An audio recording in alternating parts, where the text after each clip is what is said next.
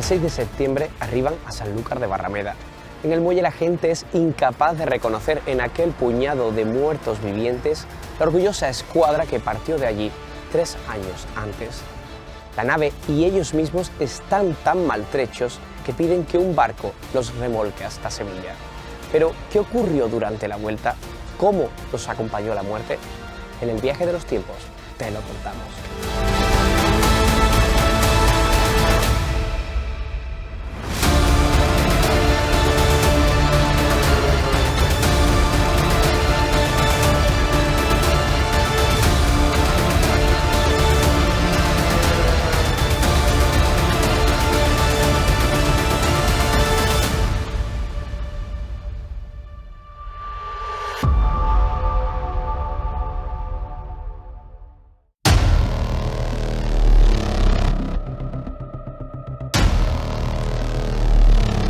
Tras la muerte de Magallanes, el capitán vasco Juan Sebastián Elcano asume el mando de la nao Victoria y llega por fin a las Molucas, carga el clavo y otras especias y decide algo que no estaba previsto.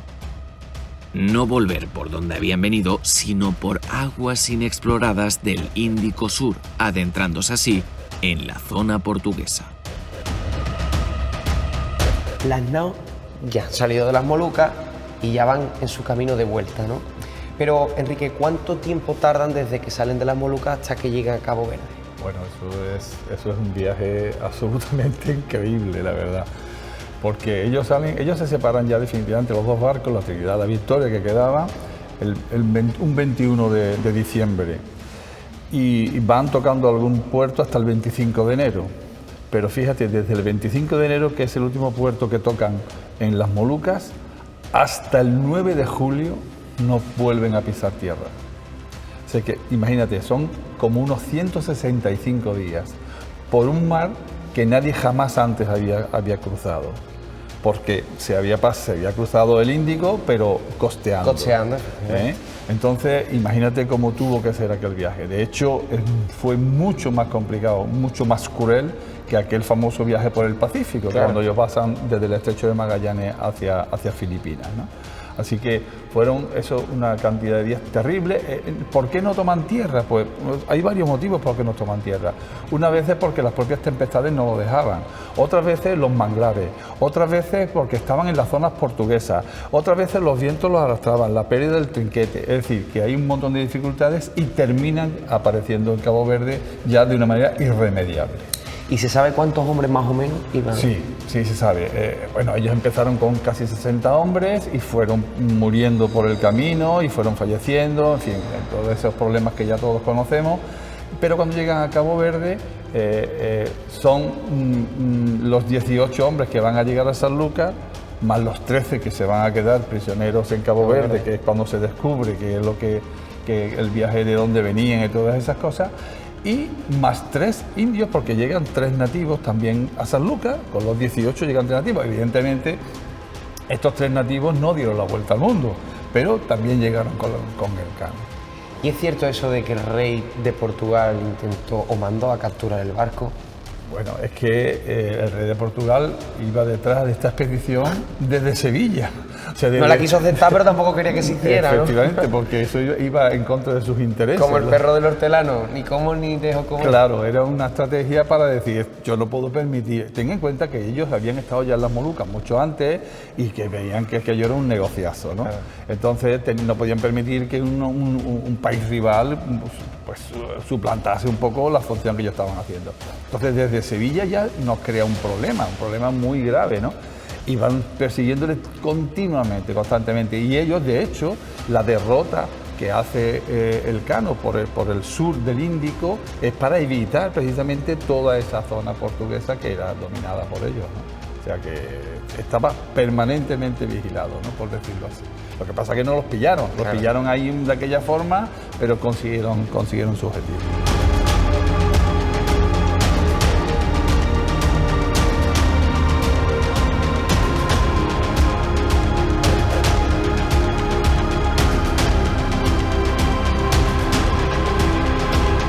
Enrique, ¿y por qué tuvieron que parar en Cabo Verde si era portuguesa esas tierras? Claro, ese es el gran debate que ellos traen ya de todo el camino, porque cuando están cruzando el Índico Sur, pues no encuentran nada donde poder recuperar las fuerzas y donde poder descansar, no encuentran nada. Incluso cuando llegan al Cabo Buena Esperanza, en el cono sur africano, pues tardan 9 semanas en cruzar el cabo, O sea que eso no es una tarea sencilla, ¿no? Porque las tempestades, los vientos, en fin, es un auténtico problema, ¿no? Ellos ya durante todo ese tiempo se están pensando y planteando incluso llegar a Mozambique, es decir, vamos a parar aquí antes de llegar al Cabo Buena Esperanza porque ya no podemos más, pero claro, Mozambique era parte del poder portugués. No, ellos deciden democráticamente, además es curioso porque la mayoría de esas decisiones se tomaban muy democráticamente, no te creas, ¿no? Es verdad que de entre los comandantes, los gobernantes de la nave, ¿no? Más que con un promete, ¿no? Pero sí que se tomaba de manera consensuada, ¿no?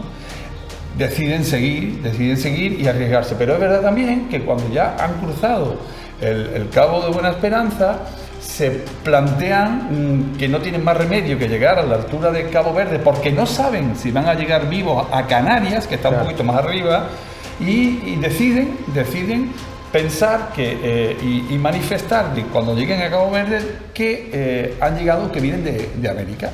Que como vienen de América y vienen con problemas y vienen con la bomba sacando agua 24 horas y vienen ya deshechos, entonces deciden parar, aunque era una zona portuguesa muy peligrosa, pero parar allí y tomar algunas fuerzas que eran muy necesarias. ¿Y estuvieron ahí también, esa parada, estaban todos de acuerdo en parar? Pues sí, por la misma razón, ¿no?, que te acabo de comentar. Es decir, de alguna manera ellos van decidiendo qué hacemos, qué no hacemos, hasta que... Es verdad que muy probablemente la opinión del Cano pesara mucho, claro, porque fue también la persona que decide definitivamente dar la vuelta al mundo, que eso también es algo muy interesante de comentar. Pero sí, es verdad que todos más o menos están de acuerdo en ese asunto, ¿no? Eso sí, la estrategia era no contar de dónde venimos, claro, porque entonces ya nos van a descubrir, ¿no?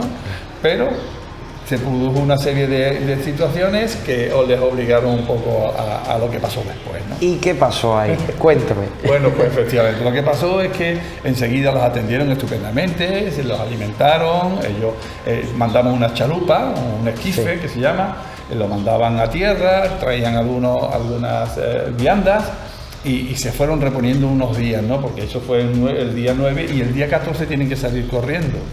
¿Por qué? Porque efectivamente se delatan. ¿Cómo se delatan? Sin quererlo, pues comprando y pagando con especias. Claro. Entonces, claro, ahí ya no había solución, ¿no? Ve una maniobra, el Cano desde el barco, porque él no baja, precisamente le dicen que tú no bajes porque es un peligro que salgas ahí. Ve una maniobra en tierra que los barcos se pertrechaban para salir y apresarlo, y él decide salir corriendo para llegar a Sanlúcar y poder completar su objetivo, ¿no? Entonces, ¿qué consecuencias tiene eso? Bueno, pues la consecuencia que tiene es que 13 de los miembros de la tripulación quedan prisioneros de los portugueses, ¿no? ¿Por qué se delatan? Hay varias versiones de por qué pagaron, qué compraron. Mi opinión personal es que ellos lo que fueron a comprar fue esclavos. Es decir, venían tan agotados de toda esa navegación tan terrible que hemos comentado y sin fuerza alguna, que precisaban de esclavos que les fuesen sacando el agua que tenían en la nave, ¿no? Y yo creo que esa fue la cuestión, porque si no, con cualquier otra cosa se hubiese compensado la compra, pero los esclavos ya era caro, había que tener mucho dinero para comprar los esclavos y se pagó con especies. Ahí fue donde se descubre.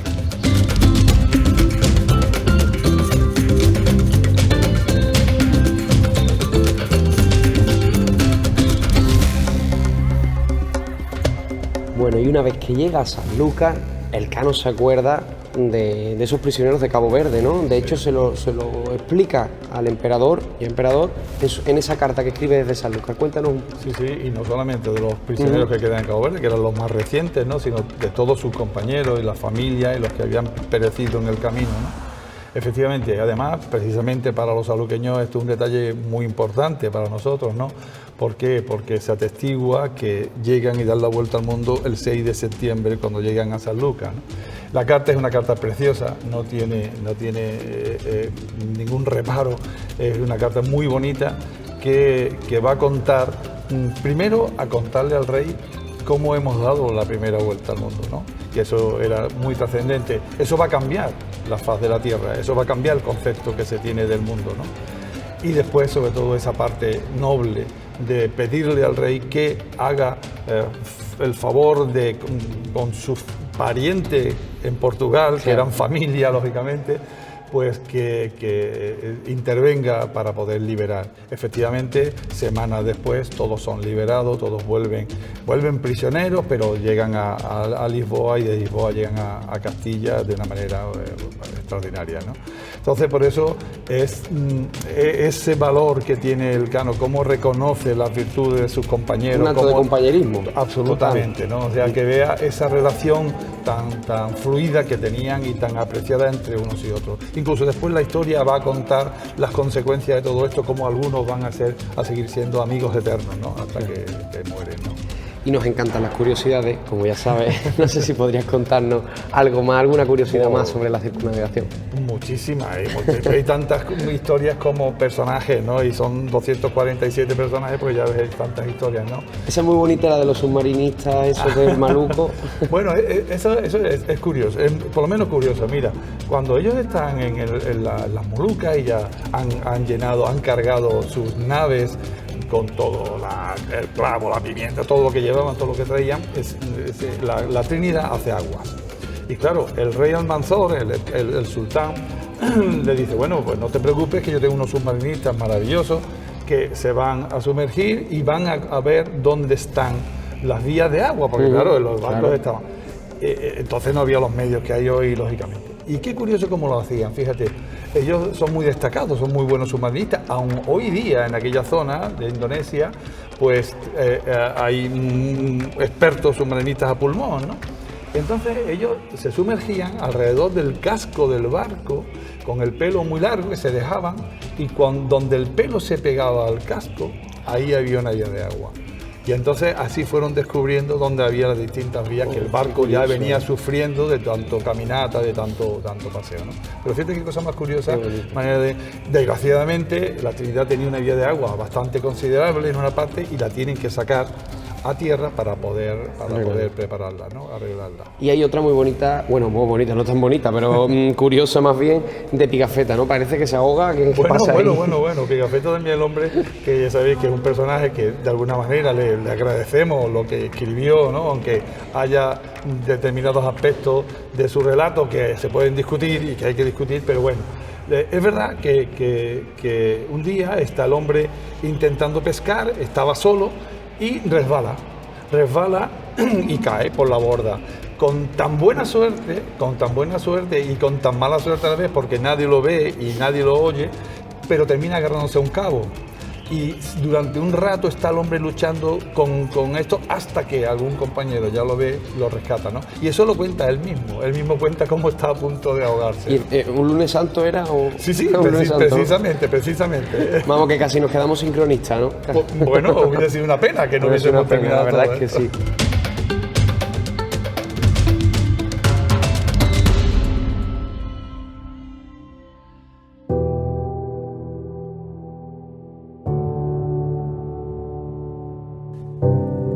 Como ya hemos dicho en anteriores episodios, Antonio de Pigafetta fue crucial para inmortalizar esta hazaña y recordarla hoy. Pero, ¿qué describe exactamente su diario? A mí, personalmente, el diario de Pigafetta me encanta porque es un documento, como dirían los historiadores, como decimos los historiadores, una fuente primaria única, pero es muy interesante porque hace una descripción ya no solo geográfica, que también está muy bien, sino habla de la fauna, habla del clima, habla de las tribus, incluye palabras que se desconocían así, como canoa, como hamaca, que eran palabras que habían utilizado, que había escuchado en las tribus indígenas que habían visitado. A mí personalmente es un diario que me encanta, es un texto precioso y muy bien escrito, y lo sorprendente es, a mí siempre me ha parecido, es que Pigafetta hubiera sobrevivido al viaje.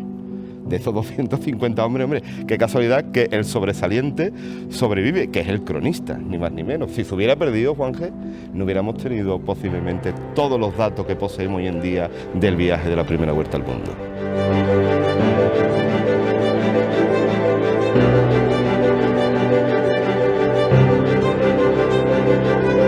José María, estábamos hablando de Pigafetta y la importancia de su diario.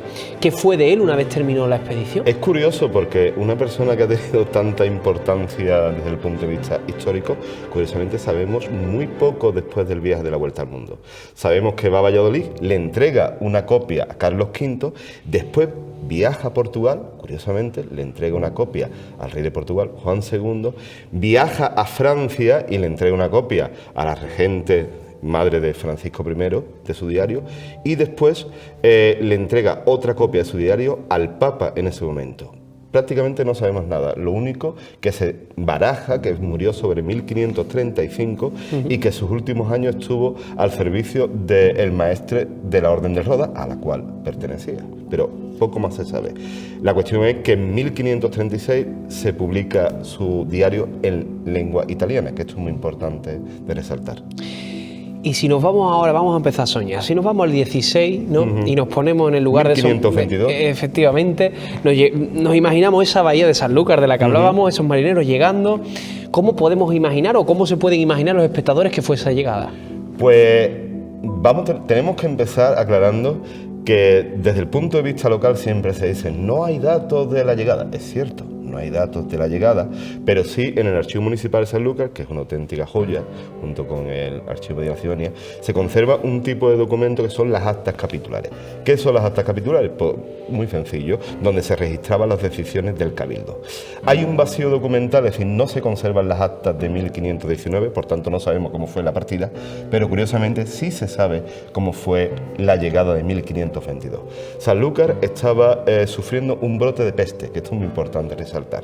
En abril de ese mismo año se había ordenado colocar vigías en los caminos para controlar quién llegaba y quién entraba. Incluso el Cabildo dicta una norma prohibiéndole a la gente que asista, que dé agua, comida o víveres a gente que no conoce. ¿Por qué? Ten en cuenta que, por desgracia hemos vivido una epidemia recientemente, que la enfermedad viene siempre de la gente extranjera. Tú puedes controlar el virus dentro.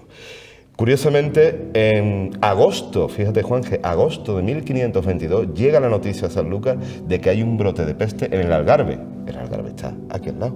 Por tanto, esto que nos afirma que cuando llega la nao Victoria, posiblemente, y de hecho en las actas no se menciona, porque la acta más antigua correlativa a esos años es la del 4 de septiembre, o sea, días antes, posiblemente el Juan Sebastián Elcano y sus tripulantes no pudieron bajar de la nao.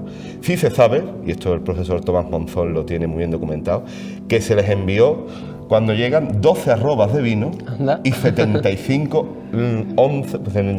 hogazas de pan y rosco, más un cuarto de vaca. Y eso estuvo pagado por la casa de contratación.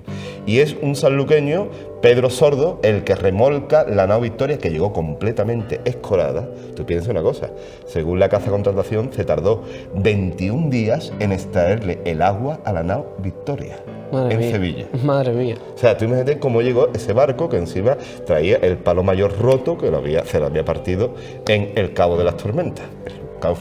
Tú imagínate ese marco de cuando llega esos 18 hombres, que no eran 18, que eran 21, porque traían a 3 indígenas de la isla de Timor, que siempre se habla de los 18 tripulantes, sí, 18 tripulantes más los 3 indígenas. Pues tú imagínate, y el propio Cano lo dice, afirma, dice, nunca se vio hombres tan extenuados, eso se lo dice a Carlos V, tú imagínate que eso eran 18 cadáveres andantes.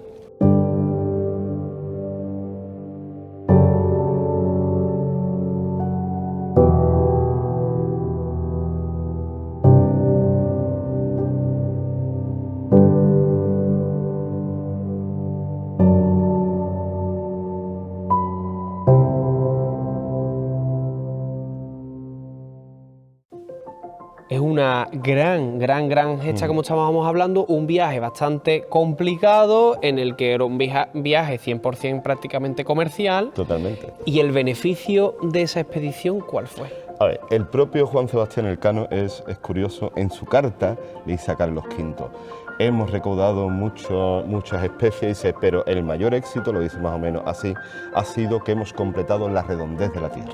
O sea, que él mismo reconocía de que sí, que se había obtenido beneficio, pero que el mayor logro era haber completado toda la vuelta al mundo. Eso es lo primero. Según los documentos del Archivo de India, la expedición costó 8.350.000 maravedíes. Y de beneficio con la venta de las especias se obtuvieron 8.700.000 maravedíes. Es decir, si vemos la inflación y el coste, prácticamente tenemos que decir que salió lo comido por lo servido. Que aún así esas especias pues valían un dineral, por decirlo de alguna manera, y estamos hablando que solo con una nao pudieron pagar todos los gastos de la expedición. Es decir, si hubieran venido a las 5, supongo que entonces sí hubiera sido un... Bueno, que ya de por sí fue un éxito, ¿no? Porque estamos hablando de nuevas rutas comerciales, demostrar de manera empírica que la Tierra era redonda, y yo supongo que también tendría mucho miedo en esa vuelta con ese oro comestible, por decirlo de alguna manera, en sus bodegas, miedo a la piratería, ¿no? Supongo miedo... Hombre, el principal miedo, Juan, que ellos mismos lo dicen, es la persecución de los portugueses contra su armada, que además eso fue, de hecho a la nao Trinidad la trincan los portugueses allí en Tidor, es decir, que ese miedo existía, y de hecho cuando llegan a Madeira no pueden recalar en otros puertos, y de hecho pasan las Canarias por los vientos de Alice, o sea, el anticiclón de las Azores, y es el miedo que tiene a que los portugueses se apropien. Además, el propio rey de Portugal había dado orden de apresar la armada de las Molucas.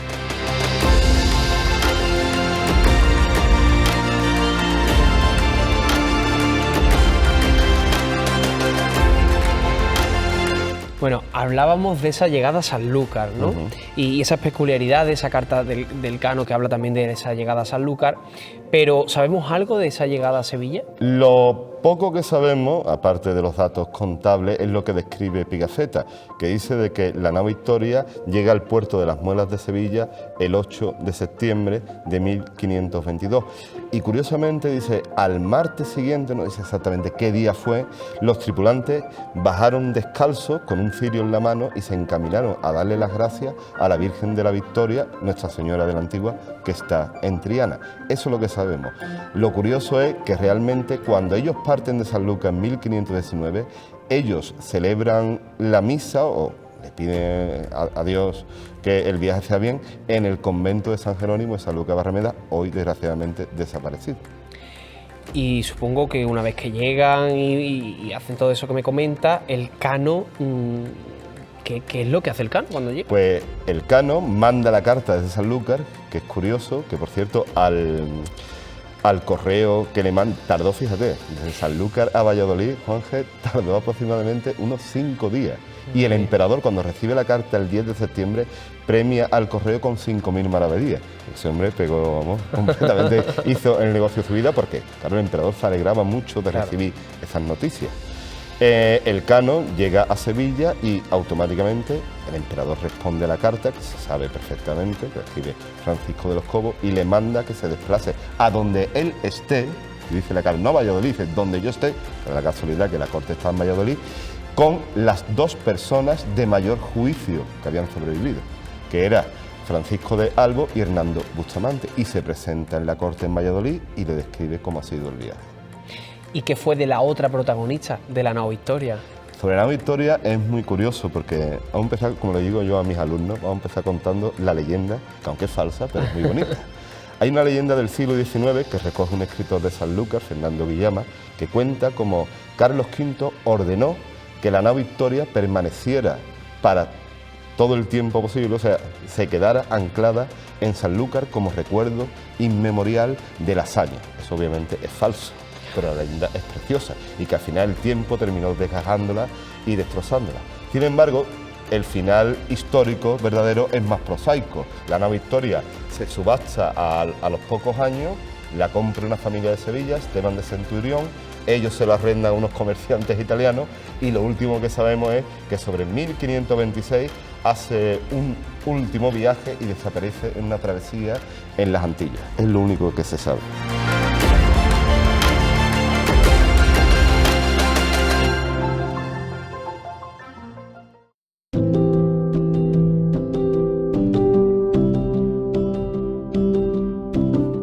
Salieron más de 200 marineros y solo llegaron 18.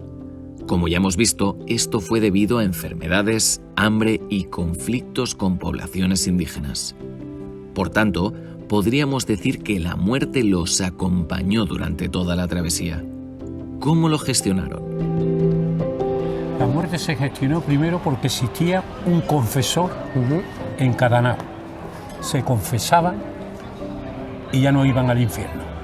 Pero luego venía el purgatorio. Y ahí había mucho miedo, ¿no? Y eso había mucho miedo, porque el purgatorio tenía su fase y eso se remediaba con misa. Entonces todos hacían testamento diciendo cuántas misas tenían que decir. Y luego la tercera cosa era el entierro, que el entierro era muy fácil, era disolverte en el mar. La tumba del Cano está en el mar, la de Magallanes no sabemos, porque no sabemos qué hicieron con el cuerpo. Y luego el siguiente paso era la subasta de los bienes que dejaba cada difunto. Se levantaba un acta, de modo que ahí en el archivo de India sabemos lo que llevaba cada persona en el momento de su muerte. Por ejemplo, el libro de Marco Polo, el que llevaba una trompetita, el que llevaba, por ejemplo, un objeto valioso, por ejemplo, que debía decir sus vestidos que valían más, todo eso se subastaba. El escribano, por ejemplo, llevaba un tintero, su pluma, y eso se vendía, la pastilla de jabón. De modo que gracias a esos testamentos hechos en plena mar con un notario que era el escribano de Nao, pues sabemos cómo se gestionaba la muerte, en la que estaba el confesor y luego en la expedición iba un boticario, que era el que administraba las medicinas, un barbero, que era el que hacía las curas, y un físico, que era el que diagnosticaba, el que decía, este hombre tiene esa enfermedad.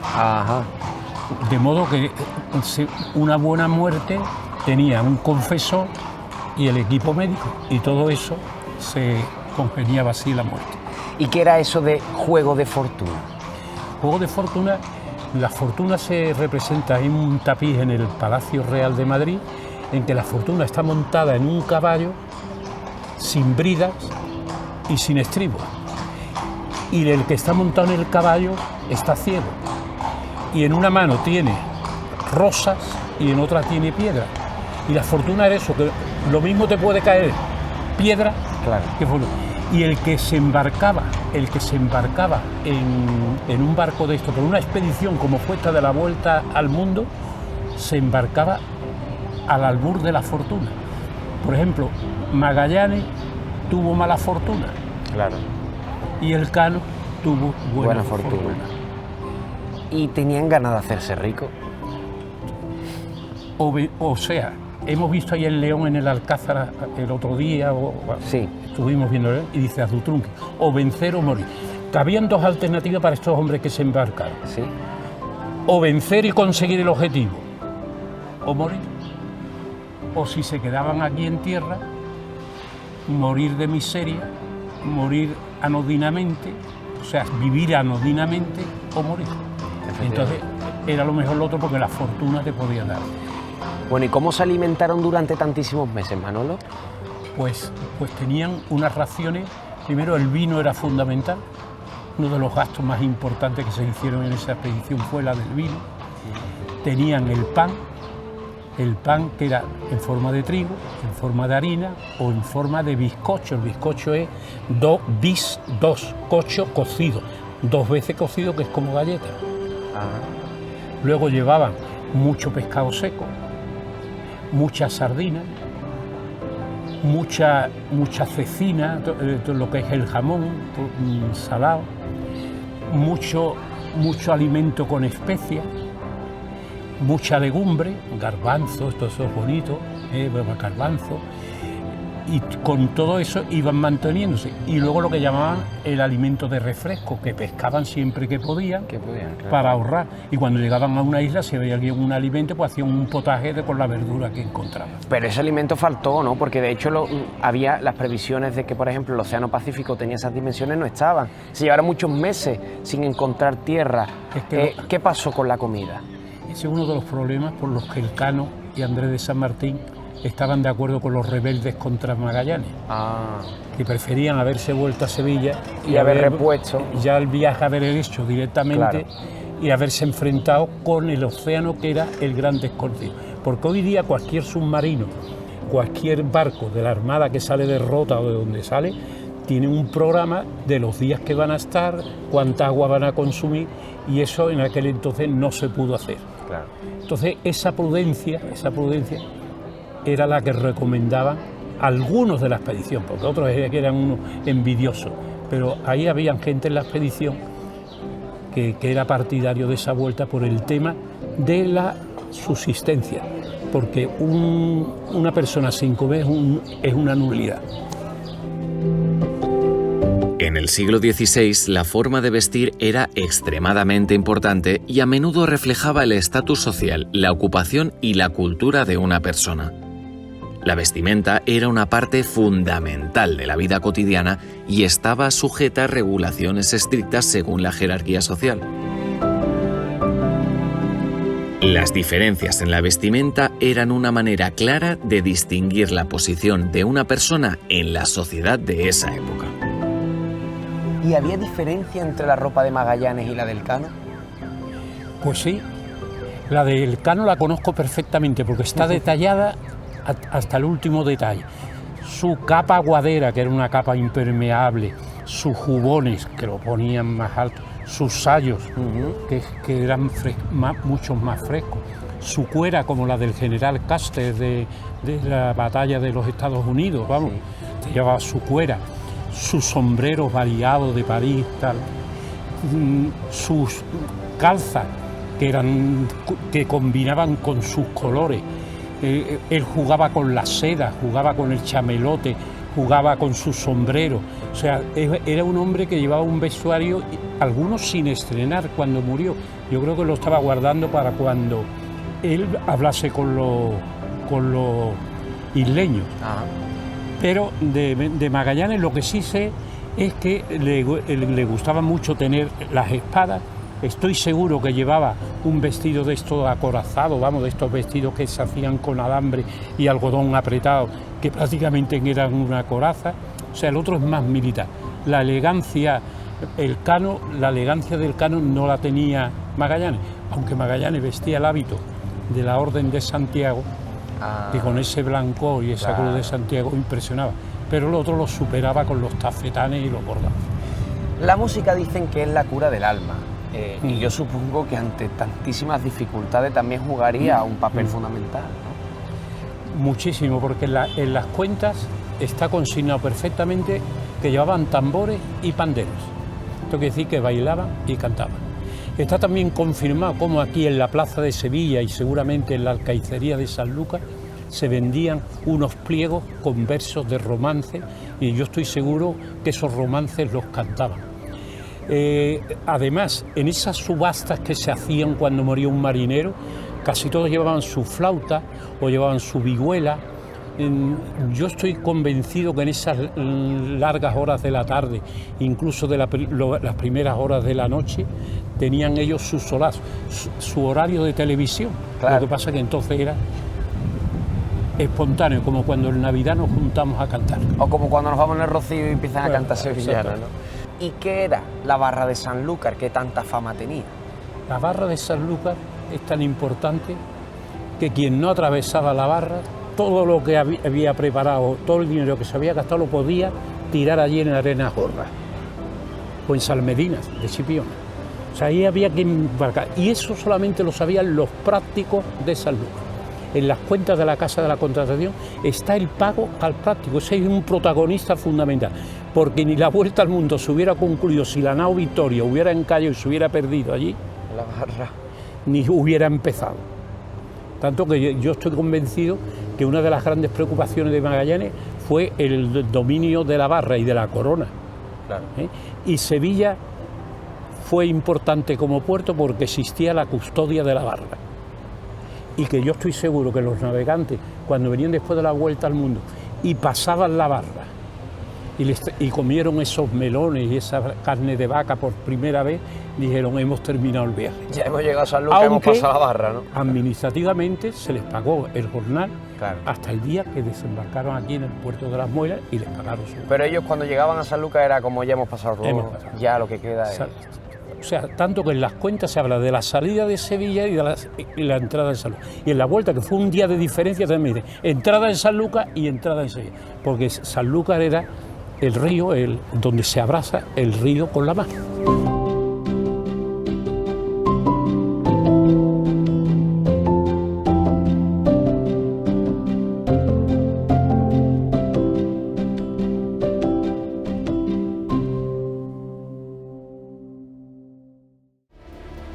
La suma de las dos figuras de Magallanes y Elcano convierte una expedición comercial en un periplo histórico que rompe con antiguas creencias, revela la verdadera escala de nuestro planeta y abre nuevas rutas de comercio que se utilizarán durante siglos. Pero, ¿qué repercusiones tuvo? ¿Cómo fue la entrevista de Elcano con el rey? ¿Se hicieron más viajes por esa ruta? Te lo contamos en el próximo episodio del Viaje de los Tiempos.